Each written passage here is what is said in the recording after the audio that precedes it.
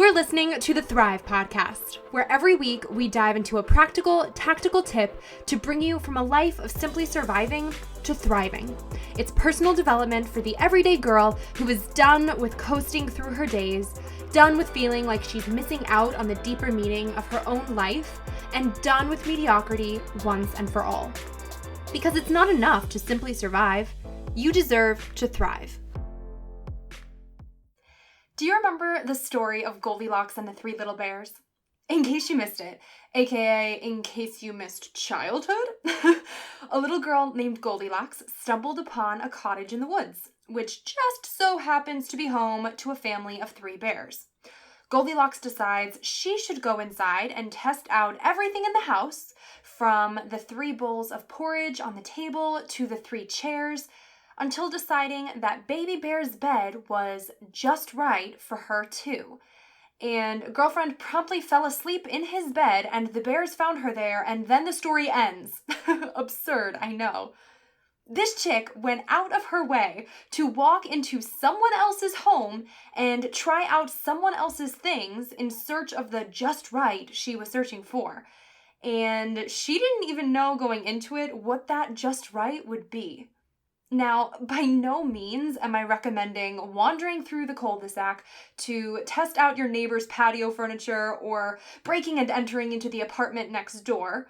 We all know that the grass isn't always greener on their side, it's just green where you water it.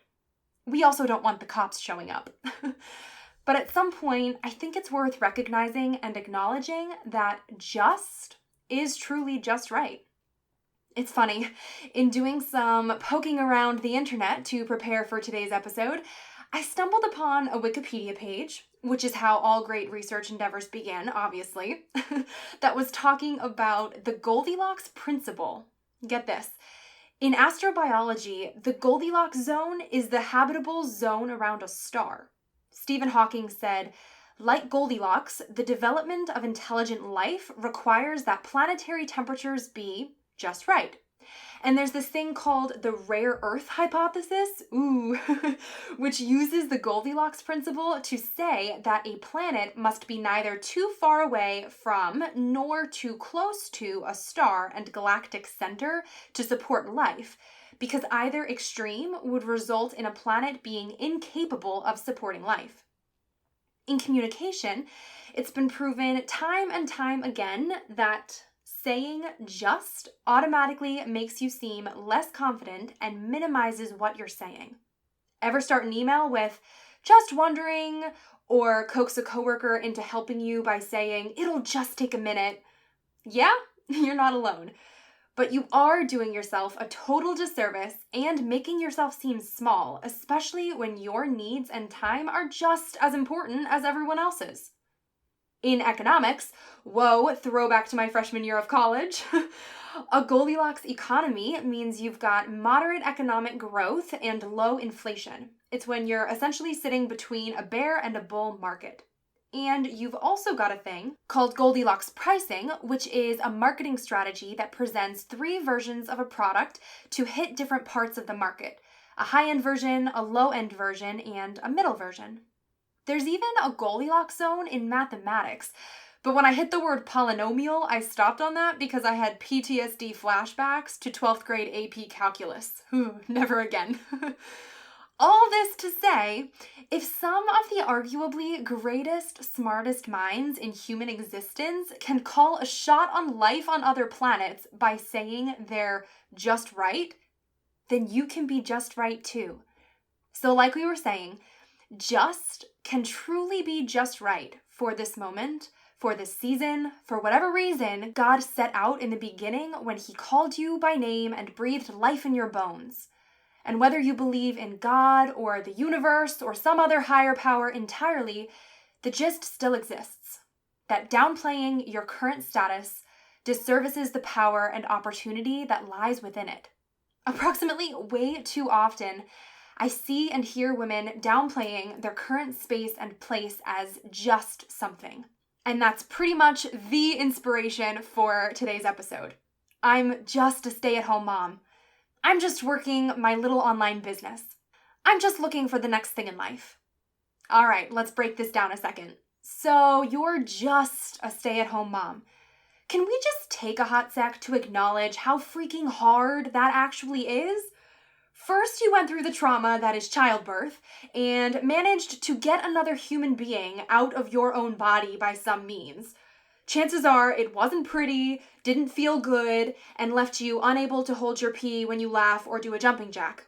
And chances are you were something else before you were just a stay-at-home mom, and your heart of service and selfless love for your family pushed you to put your own self-interests or passions aside for the time being and just give everything to serve the tiny humans that have turned your nice clean house into a stickier, dustier version of a toy store.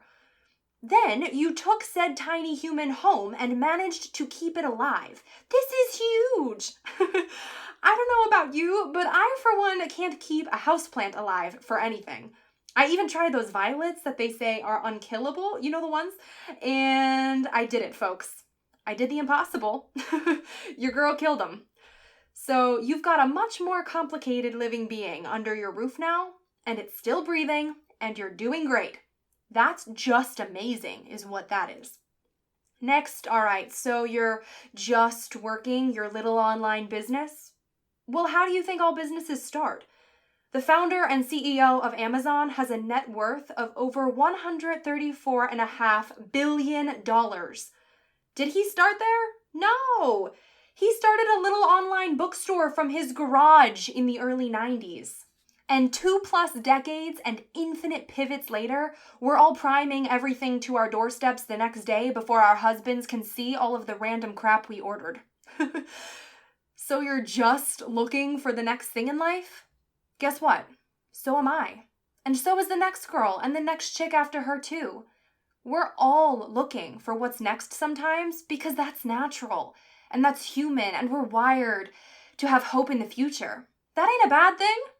What's bad is when we allow the pursuit of happiness to detract from the present happiness that can be found in everyday moments. When we allow ourselves to miss out on current joy by narrowing in on the what's next for the future. Whatever your stage in life right now, I need you to believe, strike that, I need you to understand that it's a piece of your story, no matter how small, and it's grossly instrumental in helping you become the woman you were made by God to be. When we say we're just something, we're trying to justify whatever emotions or intentions are behind that, for better or worse. We're making ourselves seem smaller to justify our unhappiness or our unfulfillment with some other aspect of our lives. So we're making our actions seem smaller to justify them as being inconsequential or without serious impact. Y'all, you're just mistaken if you believe that you don't have the potential to positively impact your own life or other people's lives right now. Every single day is an opportunity. Heck, every single moment is an opportunity. And not everyone is so lucky to get one. It might sound totally cliche to slap on a smile and say carpe diem, but really, what other choice do we have? We can wallow in what ifs, or we can buckle up our bootstraps and do whatever we can with whatever we've got, wherever we're at in life right now. Like Goldilocks found her just rights, you're just right where God needs you to be right now. And that can be enough. It's on us to shift our perspective from one of lack, where the word just is belittled and tells us we're less than, to one of just enough, where the word just is just right, proportionately filling our cups so that we're not left thirsty or overwhelmed from an overflow, but enough, satisfied, content with where we're at, as obsessed with just being as we are with doing, knowing that that state of just is just as essential to our overall health and satisfaction as any state of hustle to cross things off of a to-do list. The next time you feel yourself itching to justify your current place or space, or downplaying yourself by being just anything, I want you to do one of 3 things, or maybe all 3 if you're feeling ambitious. Number 1, get real with yourself. So you think you're just something. Okay, well, why? Where is that coming from? Grab a pen and paper, get in your thinking chair and think. The key to pulling out any weed in your life is getting to the root. So you've got to be honest with yourself to figure out why you're downplaying this or that so that it's easier to stop it moving forward. What might you be a little insecure about, or what might feel like it's not good enough for whoever you're justifying yourself to right now? Do you feel embarrassed? Are you not fully satisfied or content with your life right now? Those feelings are real and they're valid and they're okay. You're allowed to be unhappy when life isn't all coming up roses, but you're not allowed to stay unhappy without taking action.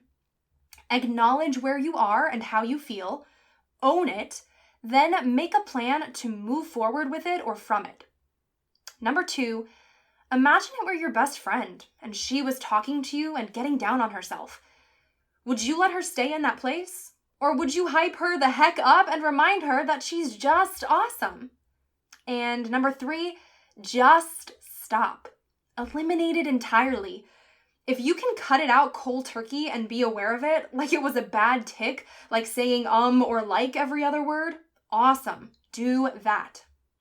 Friends, this week, my hope is that you're challenged to look beyond those negative feelings of just in your life right now, to see past what feels like it's too small or too insubstantial, too inconsequential, and to recognize where it might actually be exactly what you never even knew you needed in this specific life season, or what those you serve need of you in this season.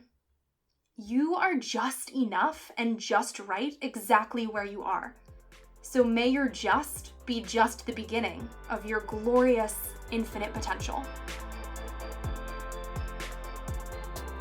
Wait, before you go, if you like what you just listened to, drop us 5 stars on iTunes. Make sure you're subscribed to never miss an episode of Thrive.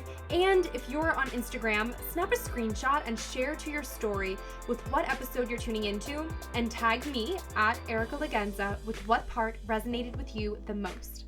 That way I can see what's helping you and your friends can pick up a helpful tidbit too. Thanks for tuning in. It's your time to thrive.